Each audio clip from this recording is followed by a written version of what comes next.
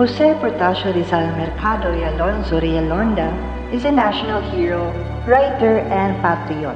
His courage and sacrifice awakened the Filipino spirit. This is the story of his exile, trial, and death, the final chapter of his journey towards freedom.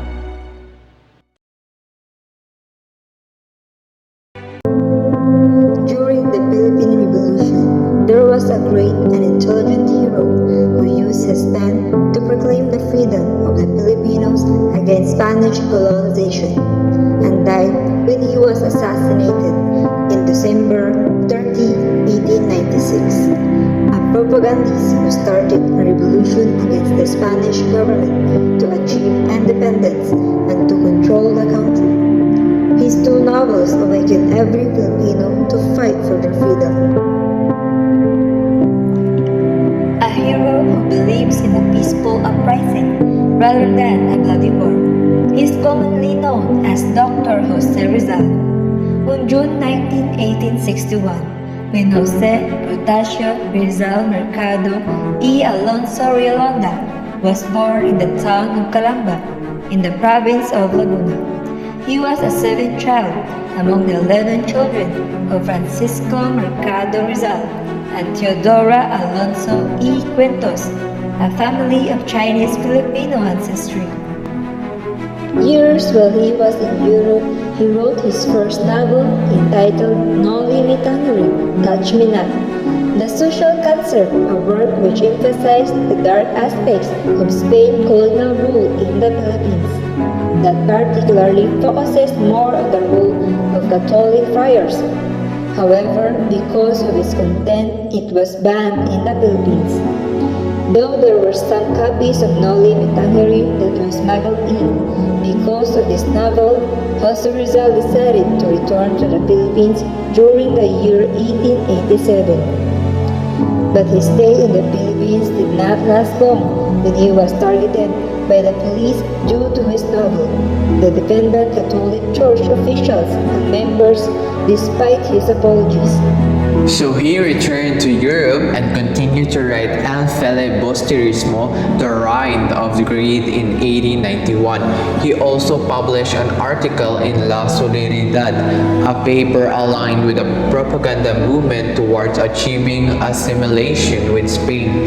Eventually, in the year 1892, Jose Rizal decided to go back to the Philippines, even though he was exiled due to his writings that called for reforms in Spain, but Jose did not let his fear overwhelm him because he knew his country needed him more to achieve the change at the hands of Spain. So he founded the La Liga Filipina in Manila, a non-violent reform society that originated from La Solidaridad and the propaganda movement. And later on, Rizal was exiled to the Bitan island of Mindanao for almost 4 years, as Rizal was still in exile, and at the time he met a girl named Josephine Bracken, in which he fell in love with her. Then later on, they decided to get married as they requested a license to marry. Unfortunately, because of the trouble he had with a church, the request was rejected, and during the year 1896, the Nationalist Secret Society was established called the Katipunan that revolted against Spain. That time, even though Jose Rizal had no contact with a group and did not approve of its violent methods, he was arrested shortly after. He then went to trial and was convicted of sedition, sentenced to death by firing squad. So on December 30, 1896, at the age of 35 years old, heartbreaking and tragic event happened in Manila. It was the public execution of Jose Rizal.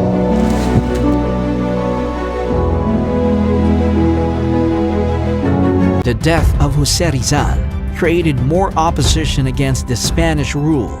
That's why, in 1898, the Philippines was no longer under the control of Spain. However, even though Jose Rizal died, his memories will always be forever in every Filipino's heart. He was one of the nationalist icons in the Philippines, who also helped the country to take a brave step towards independence against the Spaniards. His two novels inspired other Filipinos to seek independence and brought a huge contribution during the early beginnings of the Philippine Revolution. Also, his advocacy to achieve independence through peaceful means rather than violent revolution has been admired by many people. His heroism, compassion, courage, patriotism, and love for the country has been recognized by the Filipino people. Rizal's life in the Pitan shows us that heroism isn't only found in battle. It is in service, education, and compassion for others. His final sacrifice awakened the spirit of nationalism among Filipinos.